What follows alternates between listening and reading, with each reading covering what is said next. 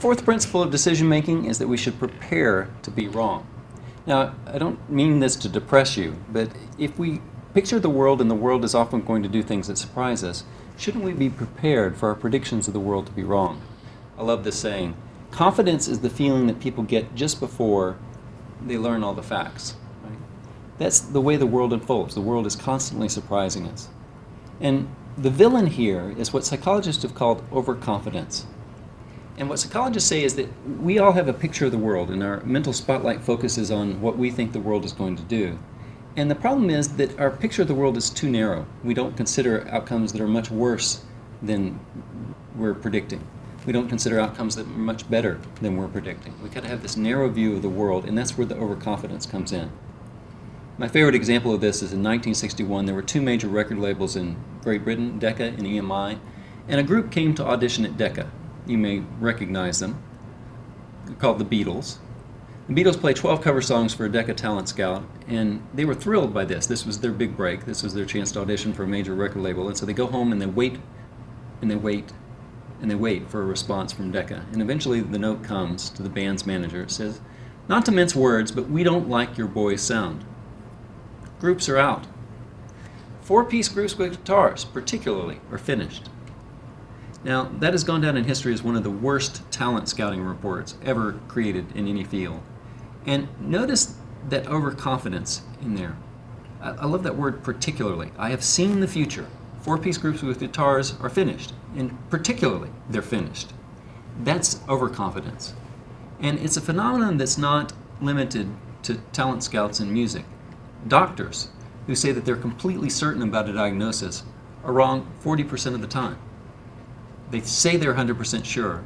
They're making mistakes 40% of the time. Average cost overrun on new plants in the chemical and electronics industry is 153%. That means for every $1 million that you budget, you end up spending $2.5 million. That's a sign that we think we understand the world, but we're not taking into account contingencies for situations where we're wrong, where we may need more resources, more time to do something that we want to do.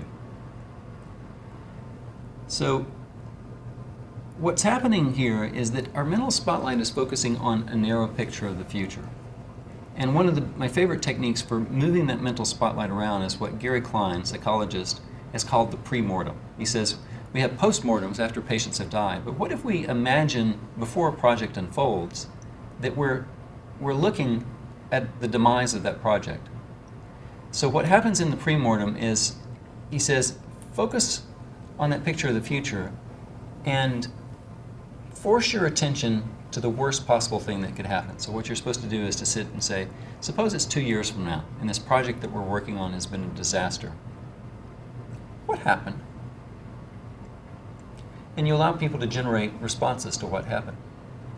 And it turns out that research that has been conducted on this technique says that if you picture failure very clearly in your mind, your mental spotlight is focused square on that failure outcome, what happens is you're able to see more reasons that you might wind up in that failure state.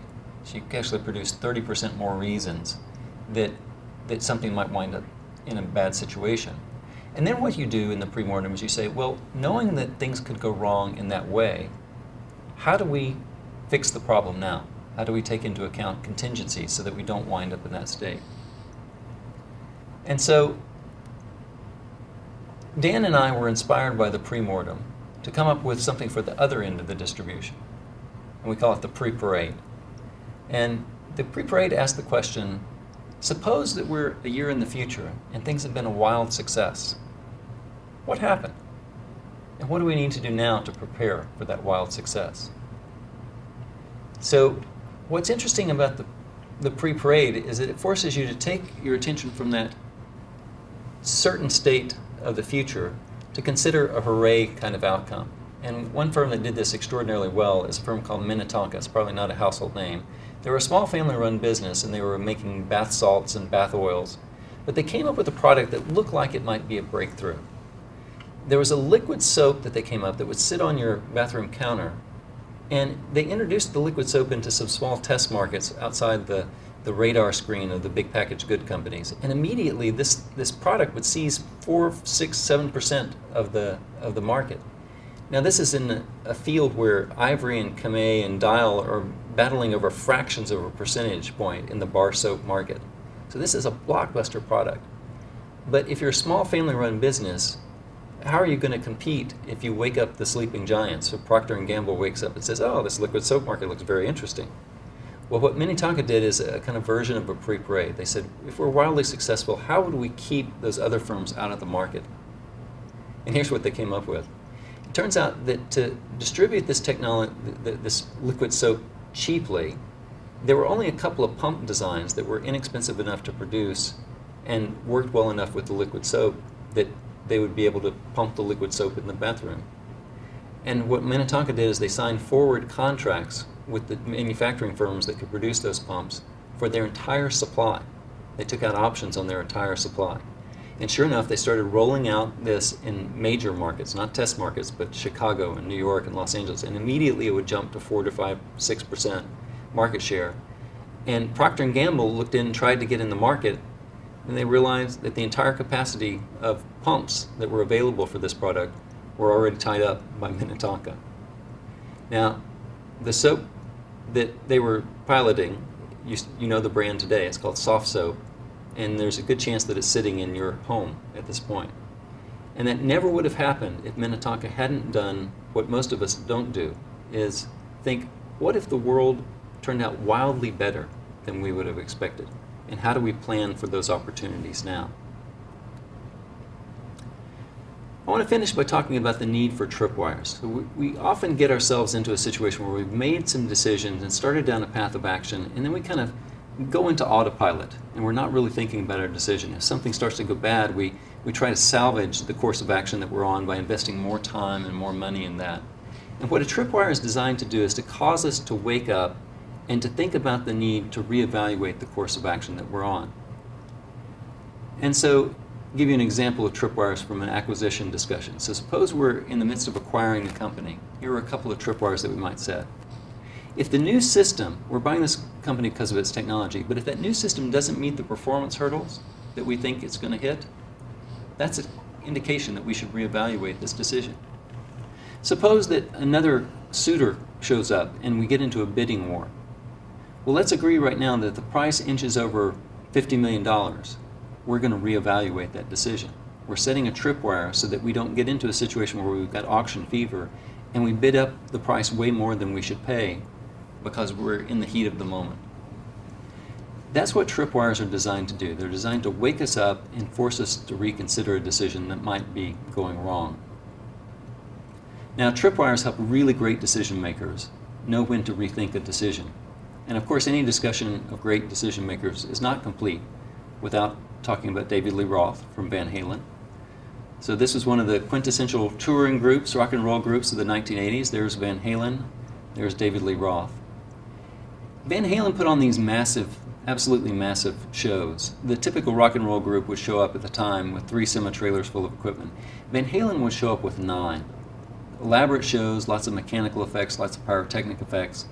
And they're moving from venue to venue every few days, and the contract, David Lee Roth said, that they would give to these venues that they were showing up at, he said it was a thick document filled with incomprehensible clauses that read like you were reading the yellow pages in a foreign language. One of them, he said, was, there will be 15 amperage voltage sockets at 20-foot spaces evenly, each providing 19 amperes. Now, what they were worried about was band safety. And so you're showing up to a new place, you don't know if they've done the preparation that they need to do for the band to be safe. This was an era where Michael Jackson got his hair caught on fire filming a Pepsi commercial because somebody had misplaced a pyrotechnic charge. And so what you want to know as Van Halen is that you can travel into a place and be safe in the new venue. Now, Van Halen was known as a party group, and in fact they had a reputation as a bit over the top, a bit egomaniacal. And there was a rumor that circulated about Van Halen that said that they were such egomaniacs that they kind of wanted what they wanted the way they wanted it, and they had this thing about brown M&Ms. And according to the rumor, Van Halen walked into the backstage area and saw a brown M&M in the M&M bowl. They would freak out and trash the place. Now it turns out that this rumor is true, confirmed by David Lee Roth in his autobiography, but it's for a different reason than you might have suspected. David Lee Roth said, in the middle of that contract, buried about halfway down, there was an article called Article 126. And Article 126 said there will be no brown M&Ms in the backstage area upon pain of forfeiture of the show with full compensation. And David Lee Roth said, look, we're traveling from place to place. We don't know if they've done what they need to do.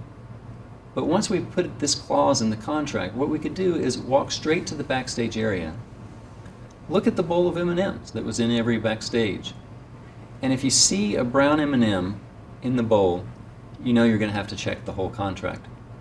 He said, guaranteed you're going to arrive at a technical error because they didn't read the contract. Sometimes it would just threaten to destroy the whole show. Now, I love that because when I heard it, it completely reversed my opinion of David Lee Roth. I thought he was an egomaniacal rock star. But he's thinking very consciously about what he knows and when he doesn't know as a decision maker and when he should reevaluate his decision. He put a canary in the coal mine. In his case, the absence of a brown M&M in a bowl told him everything that he needed to know about whether his partner had been diligent about doing the right preparation. So David Lee Roth is not a diva. David Lee Roth is a decision-making expert. Your role is to fight overconfidence by preparing to be wrong. The world doesn't always unfold like we think it's going to do. So can we take out contingencies now? Can we have preparation for things that are not going to go as expected? Can we set a tripwire to remind ourselves to wake up and reevaluate a decision that's going bad? Can we prepare to be wrong?